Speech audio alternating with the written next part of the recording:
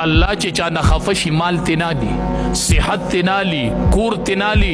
رب العالمین چې چا نه خفه شي نو الله تنه د سجدي توفیق والی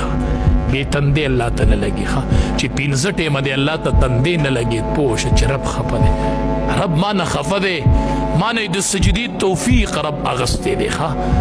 او علما وایي تا ته به څنګه پته لګي چې زما منځ قبول شو وای د منځ د قبولیت نښه دا ده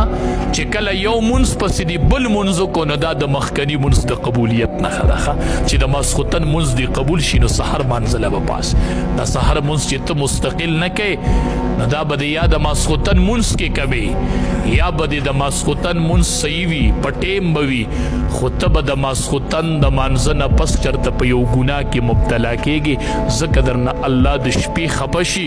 او سار درنه د سجدي توفیق والی او کنه ماسخوتن چې اوده کېږئ په اوداسه کې اوده کېږئ اودس کوئ بیا اوده کېږئ نبي کریم صلی الله علیه وسلم چې به اوده کېدو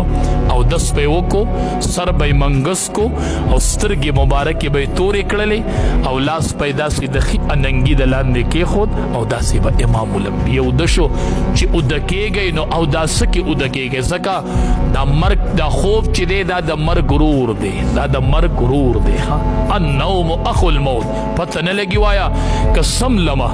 خو بیا پانه سمه نبی علیه السلام چې به سملاسته ویې ربه که وفات دې کړم نو بیا راباندې رحم وکړې کو پاتې نه سولم او که ژوندی پاتې شم نو ربه حفاظت مې وکړي دا د مرګ غرور دی شاید چې دا سترګې دې پټې پاتې شي او پات نه سي نو مشرانو تواب د کور واکدارانو تواب مقتداګانو تواب معمول جوړ کړئ چې د شپې اوداسه کې اوده کېږئ اوداسه کې اوده کېږئ او دا قاعده ده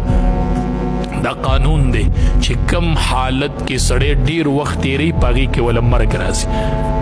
نو چې دی په خوب کې په اوداسه کې اوده شي خو مرګ بم دغه حالت کې راځي او دا قاعده ده چې کم حالت کې مړ شي په هغه حالت په الله ته ودرېږو نو چې داسې په پاک حالت کې ملا سي او مرګ راغلی نو په پاک حالت کې به د الله مخې ته حاضري وکړو او انشاءالله چې داسې پاک حالت کې بنده ودرېږي او دی په اوداسه کې مړ شي امید دی چې د به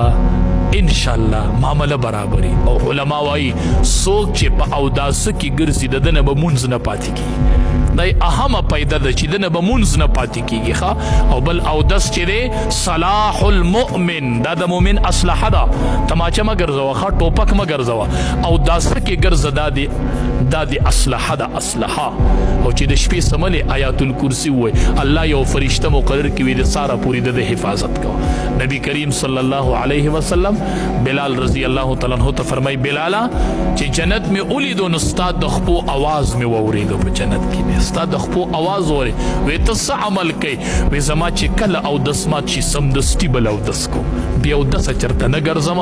همیشه په اودس کې ګرځم وی ما دې په جنت کې د خپو د بیزار اواز واورېدو چې سړی څو پورې اوداسه کې د سره اسلحه موجود ده شیطان د ده مقابله نشي کولی نو چې سړی اودس کې ګرځي نو د ده نه به مونځ نه پاتې کېږي دا مونځ چې اکثر سړي نه پاتې شي نو دا وجه دی چې په اودس یې سمې نه راځي اوس په جورابي وباسم څادر به لر کوم اودس به کومه نو مونځ